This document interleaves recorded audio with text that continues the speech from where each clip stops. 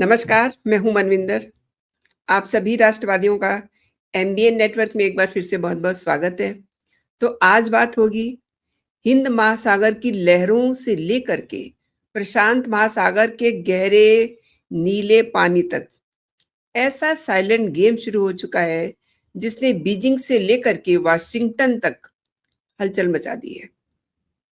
क्या आपने कभी सोचा है कि जिस देश को दुनिया सिर्फ खूबसूरत वादियों और क्रिकेट के लिए जानती है, वो अचानक भारत की ग्लोबल स्ट्रेटजी का एक बड़ा ब्रह्मास्त्र कैसे बन गया?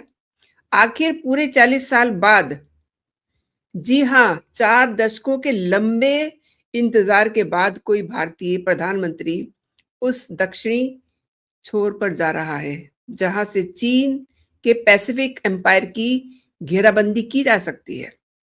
ये एक रूटीन दौरा नहीं है, बल्कि साउथ ब्लॉक में लिखी गई उस एग्रेसिव फॉरेन पॉलिसी का क्लाइमेक्स है, जो अब धरातल पर उतर रही है।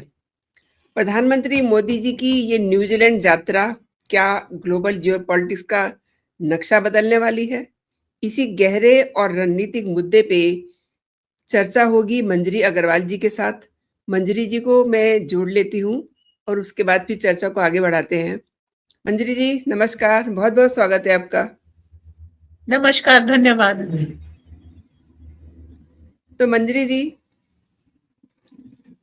ये जो यात्रा है 1986 के बाद पहली बार कोई भारतीय प्रधानमंत्री न्यूजीलैंड जा रहा है। क्या हम अब तक न्यूजीलैंड को सिर्फ एक सॉफ्ट पावर या क्रिकेटिंग नेशन मान करके गलती कर रहे थे? इस 40 साल के गैप के बाद अचानक आई इस तेजी के पीछे असली ट्रिगर क्या है? देखिए, भारत एक समय विश्व में समुद्री रास्तों का राजा था। ठीक है, विश्व का व्यापार चाहे कहीं से हो हम करते थे, और इस पे हमारे बहुत मतलब वास्को डी गामा में भी आप देखें तो वो एक इंडियन शिप को फॉलो करता आ रहा था, जिसने उसने कहा था बहुत बड़े बड़े शिप्स थे और काफी सारी पूरी फ्लीट ऑफ शिप थी, एक नहीं था। उसी पोजीशन को लेके आना है। एक बड़ा भाग भारत का तटीय प्रदेश है जो समुद्र से लगता है, और ज्योग्राफिकल पोजीशन ऐसी है कि हम ट्रेड रूट्स के ऊपर, सी रूट्स के ऊपर हम कमांड रख सकते हैं। इंडियन नेवी उसकी एक सामरिक पकड़ भी है और हमारी जो एक व्यापारिक पकड़ भी है। तो ऐसे में आप जरा सा मैप ऐड कर दीजिए तो मैं बताना शुरू करती हूँ। यस, ये जो आपका मैप है, इसमें आप देखिए ये भारत की पोजीशन है, इसको मैं हाईलाइट करा रही हूं। ये आपका समुद्रीय है पूरा, ठीक है। अब आपने गलती की है कि आपने श्रीलंका को एक हिसाब आपने इंडिपेंडेंट नेशन रखा है। बहुत सारे लोगों ने, यहां तक कि रशिया के जार ने भी कहा था कि ये आइलैंड आपके लिए मुसीबत पड़ जाएगा। अब थोड़ा सा नीचे आइए, ये देखिए मालदीव्स वगैरह है, ठीक है। मालदीव का भी इस्तेमाल इसने किया था, चाइना ने, मोइजू ने, ठीक है। ओके, अब नीचे आ जाइए, ये आपका पूरा मेडागास्कर वगैरह है, राइट। धीरे से आप जब ईस्टवर्ड आते हैं तब आप क्या देखते हैं, आप अंडमान सी है, और ये जो हम हाईलाइट कर रहे हैं मलेशिया, सिंगापुर और इंडोनेशिया में, ये आपका मलक्का स्ट्रेट है। इसके बाहर आते ही आपको ग्रेट वो निकोबार आइलैंड मिलता है, जो इसके ऊपर पकड़ बनाए हुए है, राइट, जिसके ऊपर अभी बवाल हुआ था कि यहां पर पेड़ कट जाएंगे, मत जाओ। इसको अगर आप आगे करते हैं तो ये जो गैप अब मैं दिखा रही हूं, इस गैप से भी आप आ सकते हैं इंडियन ओशन में। जब मोदी इंडोनेशिया जा रहे हैं तो इस गैप को आप भर रहे हैं, ताकि यहां से इंडियन ओशन में एंट्री कम हो सके, मतलब ओके। उसके बाद इन आइलैंड्स के बीच में से भी आ सकते हैं। तो आप जो इंडोनेशिया से कह रहे हैं उसको आपने नाम दिया है मैरीटाइम सिक्योरिटी का, जिसमें आप सारे जो आइलैंड्स के बीच में जगह है, इन सबको बैलेंस करके आप इंडियन ओशन में जो एंट्री है उसको कंट्रोल कर लें। अब जैसे ही आप इसको कंट्रोल करते हैं इंडोनेशिया का, उसके बाद आता ऑस्ट्रेलिया, पपुआ न्यू गिनी और ऑस्ट्रेलिया। ऑस्ट्रेलिया के पास ये जो तिमोर सी आपको दिख रहा है, इससे भी आप एंट्री कर सकते हैं, तो इसके लिए आपने ऑस्ट्रेलिया से टाई अप किया, पपुआ न्यू गिनी से किया, फिर आप जाते हैं किसके पास, न्यूजीलैंड, ये रहा न्यूजीलैंड।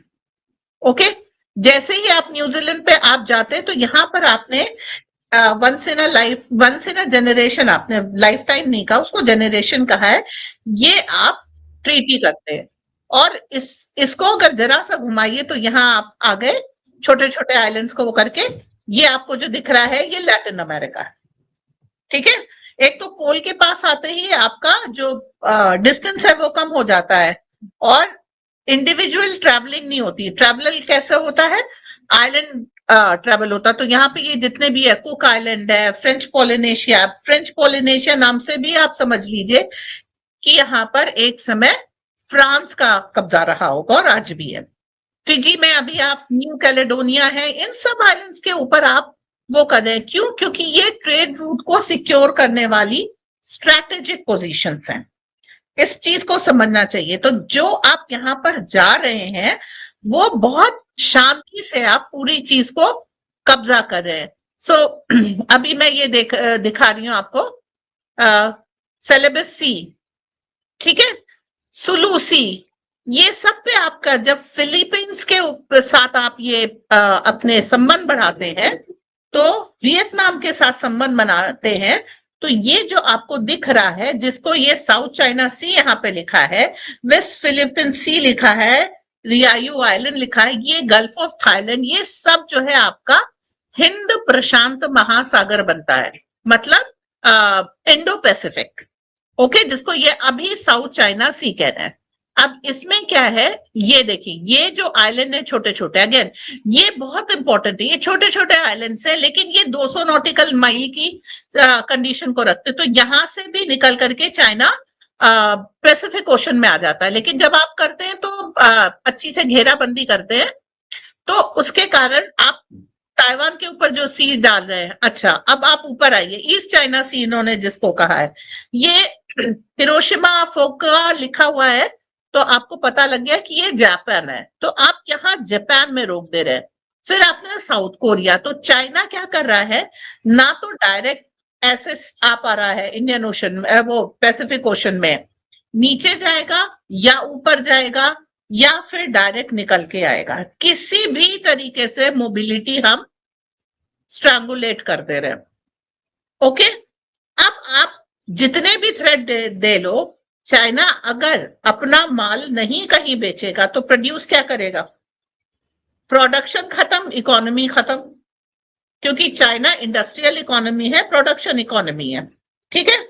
तो हम उसको क्या करें कि तुम, सबसे बड़ी चीज क्या है, लड़ाई लड़ने के लिए या किसी भी देश के खिलाफ चाल चलने के लिए आपको पैसे की जरूरत होती है, हम वो पैसा खत्म कर दे रहे हैं, राइट।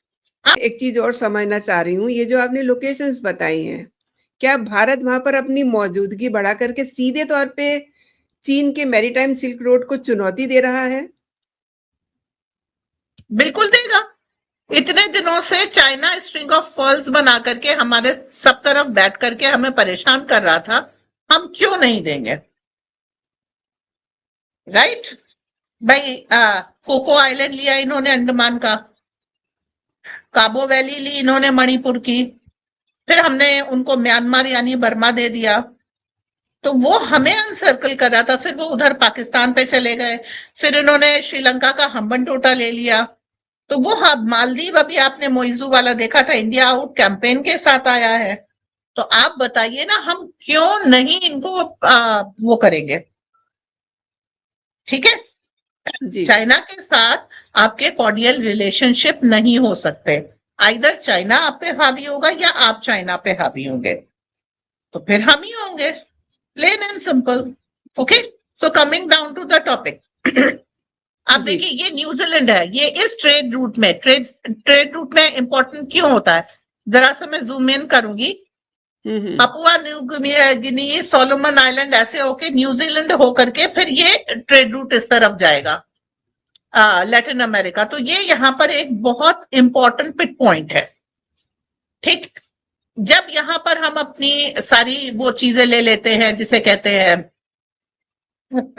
एक वहां पर हम अपना बेस बना लेते हैं, यहाँ की इकोनॉमी को हम कवर दे देते हैं। अभी क्या है, आप नहीं होंगे तो यहाँ पे अमेरिका और ब्रिटेन होगा और चाइना होगा, ठीक? या तो आप होंगे या वो होंगे। अब अगर आप देखें तो अमेरिका से कितनी दूरी है और ब्रिटेन से कितनी दूरी है, फ्रांस से कितनी दूरी है, तो ये नेचुरली आपका है। ऑस्ट्रेलिया नाम आपको अगर पता लग रहा है तो अस्त्रालय, ऑस्ट्रेलिया, ठीक है, उससे मिलता जुलता ये सारा नाम है। यहाँ पे जो एबोरिजिनल थे वो भारत सूर्य उपासक थे, भारत जैसी संस्कृति को फॉलो करते थे, जिसको बाद में आकर के ब्रिटिशर्स ने एकदम चेंज कर दिया। ओके, आप अपने एरिया को रिक्लेम कर रहे हैं। फिर क्या है, ऑस्ट्रेलिया से खालिस्तानी आंदोलन चलाया जा रहा था, भारतीयों पे अटैक हो रहे थे, तो आप मजबूर हो जाते हैं अपनी पोजीशन को इंटरनेशनली ग्रिप करने के लिए। तो this is one thing. Okay, अब ऑस्ट्रेलिया से निकलेंगे तो आपको cook island, Fiji, Solomon island, Papua New गिनी, ये सब आपको लेना पड़ेगा। आप वहां पर देखिए, आप नहीं रहेंगे वो रहेंगे। और वो क्या करते हैं, एक सिंपल सा सेंटेंस से बताते हैं। अफ्रीका के लोग कहते हैं कि जब ये आए तो इनके हाथ में बाइबल थी, हमारे पास जमीन और रिसोर्सेस थे। हमने प्रेयर के लिए आंख बंद की, आंख खोली तो इनके हमारे हाथ में बाइबल थी और इनके हाथ में सारे रिसोर्सेस थे। अफ्रीका की जो कंडीशन है वही ऑस्ट्रेलिया की है, बस ऑस्ट्रेलिया में चमक दमक ज्यादा है, दैट्स इट। बाकी एबोरिजिनल्स के साथ जो अमेरिका के एबोरिजिनल्स के साथ हुआ वही ऑस्ट्रेलिया के एबोरिजिनल, न्यूजीलैंड के एबोरिजिनल्स के साथ रहा। न्यूजीलैंड बहुत खूबसूरत देश है, आपने अगर उसको देखा हो तो एक मूवी आई थी इनकी, लॉर्ड ऑफ द रिंग्स, उसमें जो बिल्कुल बहुत खूबसूरत पोजीशन जगहें थी वो न्यूजीलैंड की थी। तो ये न्यूजीलैंड आपका उससे भी है। अब यहाँ के नाम भी आप देख लीजिए, क्राइस्ट चर्च वगैरह है, तो मतलब बहुत ज्यादा यहाँ पे कन्वर्जन आदि किया गया है, राइट? ये पूरा एरिया, यहाँ पर आप क्या क्या आपने वो किया है, एक तो फ्री ट्रेड एग्रीमेंट किया है, तो इंडियन एक्सपोर्ट्स वहां पर बहुत बढ़ेंगे, textile, leather, ceramic, agriculture. Okay, फिर इन्वेस्टमेंट कमिटमेंट है इनका। न्यूजीलैंड ने $20 बिलियन भारत में इन्वेस्ट करने के लिए वो किया, इंफ्रास्ट्रक्चर, टेक्नोलॉजी, ग्रीन एनर्जी, सबको सपोर्ट करेगा। फिर एमएसएमई है, वुमेन एंटरप्रेन्योर है, एग्रीकल्चरल डेयरी है। ओके, टैलेंट मोबिलिटी, इसके ऊपर सबसे ज्यादा ध्यान देना चाहिए। इंडिया के जो आईटी प्रोफेशनल्स हैं, इंडियन प्रोफेशनल्स हैं, हेल्थ केयर है, कंस्ट्रक्शन है, एजुकेशन है, 5,000 वीजा एनुअली ये दिया जाएगा। 1000 वर्क एंड हॉलीडे, इस तरह यंग इंडियंस को 18 से 30 साल के की हॉलीडे भी मनाओ और यहाँ काम भी करो। और स्टेम ग्रेजुएट्स यहाँ पर जा सकते हैं 3 साल के लिए, पीएचडी होल्डर्स वगैरह। ओके, ये एक कल्चरल एंड सर्विस एक्सचेंज और ये सारा टारगेट हो गया। अब इसको इन्होंने कहा है गेटवे टू ओशेनिया, मतलब जो आगे का जो वो है। तो आप समझिए, फास्टेस्ट नेगोशिएटेड एफटीए है आपका, केवल 9 मंथ में कंप्लीट हो गया है, ठीक है? और इसे Modi once in a generation deal कह रहे हैं। अब आप पूरा जो आ जाता है ना, जो काम किया है मोदी जी ने इतनी त्वरित गति से, ये एक ट्रेड रूट सिक्योर किया है, एक कंट्री को एम्पावर किया है अपने वहां पे भारत के जो हित है उससे, और उसके बाद आपने एक ये कह लीजिए उनसे एक इन्वेस्टमेंट लिया तो इंडियन इकोनॉमी भी मजबूत होती है, भारत के लोगों के लिए वहां पर बिजनेस अपॉर्चुनिटी है, जॉब्स हैं, सब कुछ है। तो आप क्या कर रहे हैं, आप basically Chinese, American, British, French, इन सब डीप स्टेट्स को रिप्लेस कर रहे हैं। अगर आप रिप्लेस नहीं करेंगे तो वो आपके यहाँ खालिस्तानी आंदोलन और ये सबको वो वहां पे रखेंगे। आपने याद होगा कांग्रेस एरा में बहुत सारी शेल कंपनीज यहाँ पे टैक्स एवेजन के लिए बनी थी। एक सिंगापुर में था ऑफिस जिसमें 108 कंपनी चलती थी, 10 बाई 10 का या कुछ ऐसे कमरा था, एक ऑफिस लिया था रेंट पे, वहां से 200 कंपनीज चलती थी। तो इन सारे एरियाज का जो उपयोग हो रहा है वो एंटी इंडिया एक्टिविटी के लिए हो रहा है, प्रॉक्सिमिटी से कोई बहुत ज्यादा लेना देना नहीं है। मोदी यही सारी चीजें सैंक्शन करने के लिए और उसको नेचुरल एफिनिटी से रिप्लेस करने के लिए वहां पर जा रहे हैं, और वहां के प्रधानमंत्री वगैरह से मिल करके ये सारा अपना आराम से काम हो जाएगा। और सबसे बड़ी चीज क्या है कि इनको बहुत अच्छी तरीके से जो हमारे लोगों को वहां पर एक्सेस मिलेगा, टैरिफ कट होंगे, इन्वेस्टमेंट है, ये सब चीजें हमारी बढ़ती जाएंगी। जी मंजरी जी, आपने तो कमाल की जानकारी दी है। और देखिए, आपकी बातों से लग रहा है कि भारत अब डिस्कशन मोड से बाहर निकल के डोमिनेशन मोड में आ गया है। एंड न्यूजीलैंड खुद फाइव आइज का अलायंस है। भारत और न्यूजीलैंड की ये नजदीकियां क्या इंटेलिजेंस शेयरिंग और डिफेंस सेक्टर में भी कोई बड़ा धमाका करने वाली है? देखिए, धीरे धीरे पहले आपने, ये फर्स्ट स्टेप है, वो बाद में आ सकता है। समय से पहले कुछ बोल देना हमेशा नुकसानदायक होता है। ट्रेड रूट है, हम लोगों ने अहिंसा के चक्कर में अपने सारे ट्रेड रूट्स खो दिए। अब हम कम से कम उनको एक कवर तो रखेंगे, राइट? जो हमारे यहाँ पहले देखिए, जो मक्का था, मैं इशारा दे रही हूँ लोगों को, डायरेक्ट नहीं बोल रही हूँ, मक्का था, मक्केश्वर महादेव का वहां पर मंदिर था, वहां पे प्रणाम करके, और वहां के जो वेयर हाउसेस थे उन सब चीजों, क्योंकि वहां पे बहुत कुछ प्रोड्यूस तो होता नहीं है।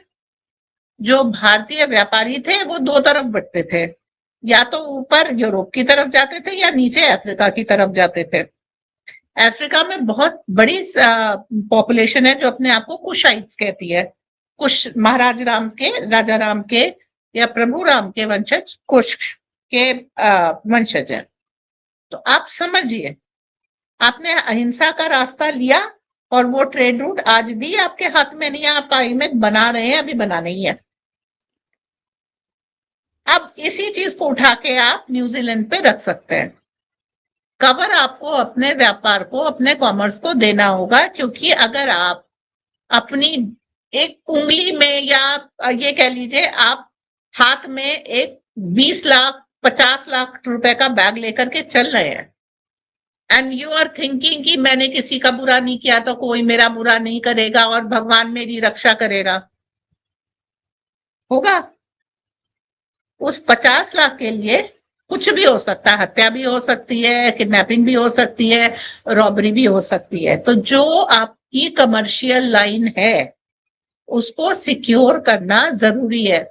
हमें हकीकत नहीं पढ़ाई गई, लेकिन ये तो बताया गया कि लुटेरे भारत में लूटने के लिए आए थे। क्यों आए थे? क्योंकि भारत के पास पैसा था। अगर भारत के पास पैसा था और उसने अहिंसा का रास्ता अपनाया तो लूटा गया। अब आप ट्रेड रूट दोबारा बना रहे हैं, तो इतिहास से सबक लेंगे कि वही गलती दोबारा करेंगे। जी। और मंजरी जी, अगर भविष्य में साउथ चाइना सी में कोई टेंशन बढ़ती है, वैसी स्थिति में न्यूजीलैंड भारत के लिए कितना लॉजिस्टिकल और स्ट्रेटेजिकल एसेट साबित हो सकता है?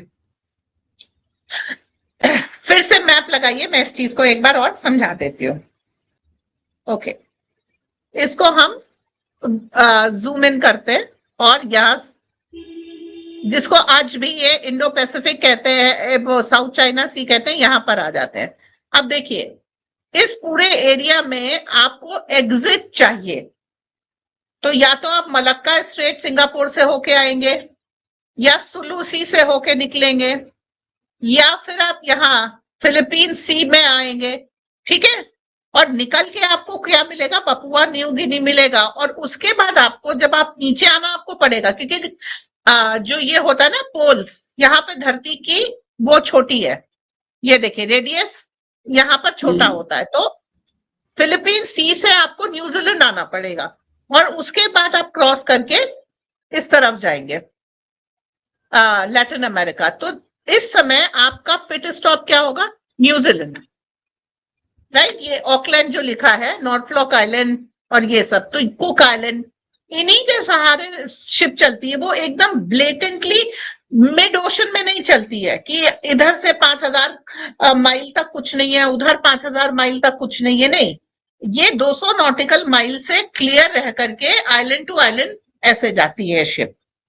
तो जब आप सब जगह हो करके ऐसे आएंगे, आप सोलोमन आइलैंड, फिजी या जो कुछ भी आया, टोंगा, सामोआ, या नीचे जाने के लिए आप न्यूजीलैंड आएंगे, तब आपका सामना हमसे हो।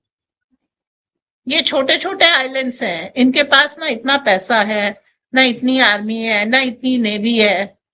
तो व्यापारी, देखिए ईस्ट इंडिया कंपनी भी भारत में व्यापारियों का भेष लेके आई थी, ठीक है। तो अब वो धीरे धीरे उन्होंने इन सब एरियाज को विजय कर लिया।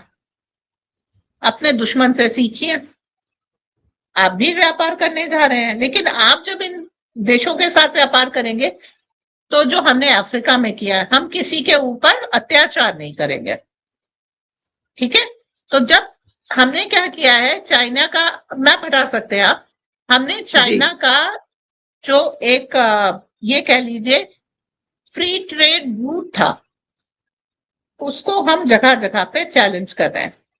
आपने अगर मान लीजिए हम साउथ चाइना सी मान लेते हैं, साउथ चाइना सी में आपकी शिप्स हैं, आपकी बड़ी अच्छी पकड़ है, वियतनाम आपसे सामान नहीं लेगा, फिलीपींस, ताइवान, इंडोनेशिया, जापान कोई सामान नहीं लेगा। करोगे क्या बंधु? ओके, सही बात हमने है। वो सिचुएशन इनकी क्रिएट कर दी है। रशिया को तुम्हें जो देना है वो तुम लैंड रूट से दे सकते हो, अच्छा लैंड बॉर्डर है आपका, ओके। जापान तुमसे लेगा नहीं। तो एक तरफ आपने कहा ईस्ट चाइना सी है, दूसरी तरफ आपने कहा साउथ चाइना सी है, पर प्रभु ये तुम्हें इकोनॉमिक एडवांटेज दे रहा है? नहीं। करोगे क्या? कुछ नहीं। बाहर निकलने के लिए हम है ना, हमसे इजाजत लो, हमको टोल दो, हमारी शर्तें मानो, हमारी बातें मानो। नहीं मानोगे कोई बात नहीं, साउथ चाइना सी में चलो गश्त लगाते रहो, दिया तुमको फायदा, खर्चा, राइट। तो हमने क्या किया, डिप्लोमेटिकली स्ट्रैंगुलेट किया, राइट। आप फिजी से सोलोमन आइलैंड होके जाए या न्यूजीलैंड के वाया आए, आपको हर जगह इंडियन नेवी मिलेगी, राइट। इन ट्रेड रूट्स को जब हमने छोड़ दिया था तो इसका इस्तेमाल औरों ने किया। अब हम भाई आपने सुना होगा ना, जीप समझौता एक नेहरू जी के समय में हुआ था, और एक वो था, एक हम इंग्लैंड का टूटा फूटा शिप ले रहे थे जिसके ऊपर वो नानावटी हत्याकांड बहुत बड़ा था, उस जमाने में बहुत फेमस था। इसके ऊपर अक्षय कुमार ने एक मूवी भी बनाई है जिसमें, राइट। वो सारी चीजें नेहरू के जमाने से चली आ रही हैं।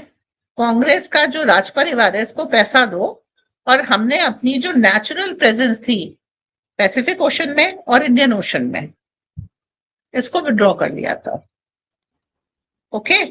मोदी नेहरू की गलतियों को आज तक सुधार रहे हैं। अभी नेहरू की गलतियां क्या, उन्होंने मतलब घोटाले कहना चाहिए, घपले घोटाले कहना चाहिए, वो चीज आज तक हम रिप्लेस नहीं कर पाए हैं।